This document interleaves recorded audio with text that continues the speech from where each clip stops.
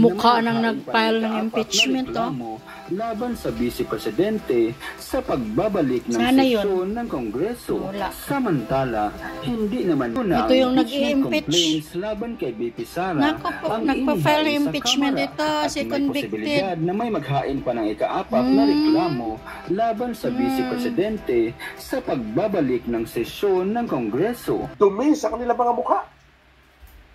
Kaya't sinabi niyong mas episyente ang mga ipapalit namin dito. At yung tanggapan ng Office of the Vice President ay hindi na episyente. Is that this an election budget? Do you share the same sentiment, sir? Since you're talking about pork barrel among others. I totally agree. Nararamdaman namin yan sa local government.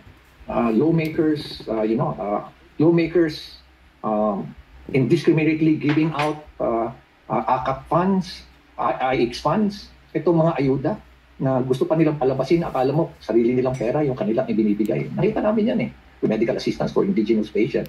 Halos wala rin kami nakatanggap na tupad. No? Nagmamakaawa pa kami. No?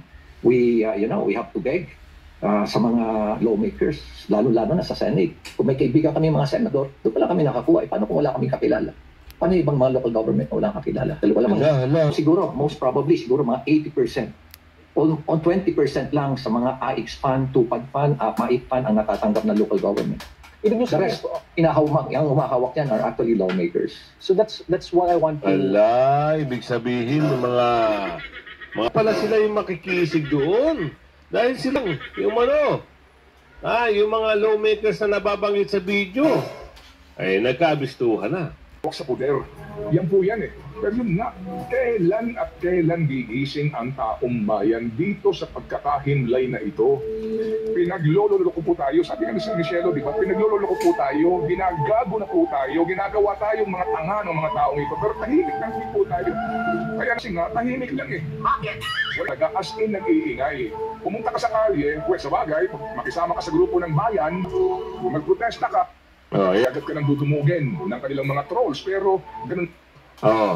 Bahagi ng National Security Council dahil ang Vice President ay may apelyidong Duterte.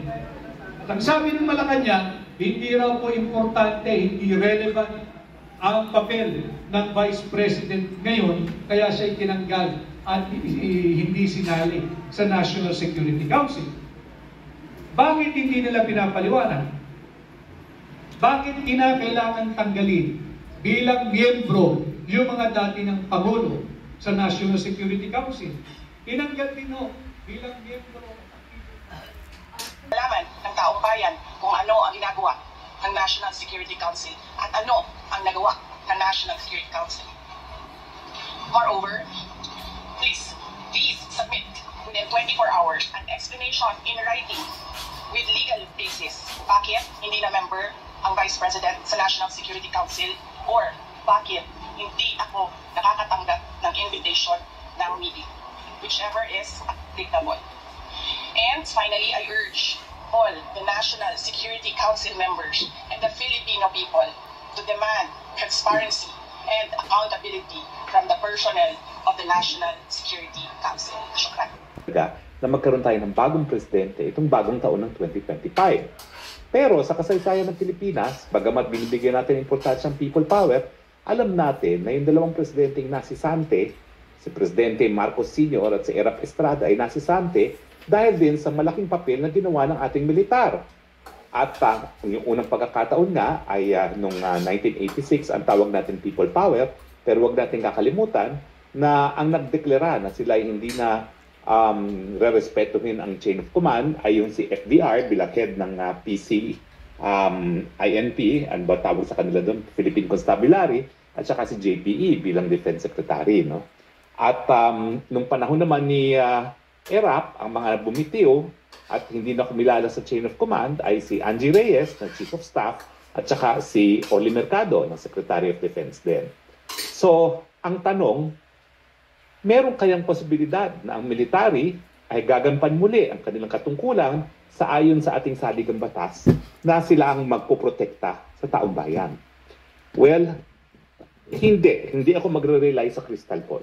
Kung hindi, subukan nating suriin kung meron ba talagang mga bagay-bagay na magbibigay dahilan kung bakit ang ating mga kasundaluhan ay gagampanan ng kanilang papel bilang protektor ng taong bayan.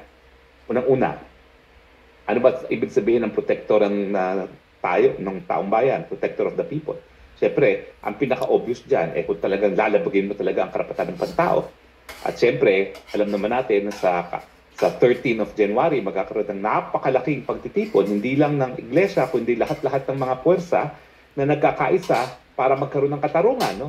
At pagtutol nga doon sa impeachment ni Inday Sara Duterte. No? So sa tingin ko, ang pinakamadali na magkaroon ng papel muli ang ating militar kapag gagawa ng paraan ng administrasyon na hindi matuloy or guluhin yung mga rally na yan. So, ingat po kayo. Ang prediction ko po ay baka gagawa sila ng mga hakbang para wag matuloy yung rally na yan. Kasi alam naman natin sa mulat-mula, kasama sa kanilang script ay dapat matanggal ang Inday Sara bilang Vice President. Kung ang taong bayan sa dalawang venues, sa Liwasan at sa Luneta, sa Metro Manila at 8 pang venues all over the Philippines, ay magpapahiwatig na tutuloy sila sa impeachment, hindi nila magagawa yon. Napakalaking balakid sa kanila na hindi matanggal si Vice President bilang Vice President dahil nga gusto nung tambaluslos na magpresidente. So sa tingin ko, talagang gagawin nila ng lahat para matuloy yan. Kaya, kung ako si tambaluslos at natatakot ako na mawawala yung pagkakataon ko maging presidente, patapos kong busugin ang mga congressman, talagang gagawa ko ng paraan para mapigil yan. At nandyan yung posibilidad na habang nagpupulong ngayon ang National Security Council, no, na tinanggal ang Vice Presidente at ang dating mga presidente bilang miyembro, dati po kasi yan, sa National Security Council, kasama ang Vice President, kasama ang mga dating presidente. Pati po nung panahon ni President Duterte, no, si Leni Robredo umupo bilang miyembro ng National Security Council kasi National Security Council naman talaga dapat walang politika-politika dyan. No? Pero ngayon, tinanggal nila, obviously, ang kadahilanan, ayaw nilang maupuron si JP Sara at ang kanyang alyado na si GMA na isang dating presidente. Kung ang kanilang interest talaga ay yung seguridad ng bansa, well, ang aking naiisip, hindi seguridad ng bansa ang pinag-uusapan doon, seguridad ng Marcos regime at na dapat palitan ng tambaluslos ang susunod na presidente. So, ingat po tayo.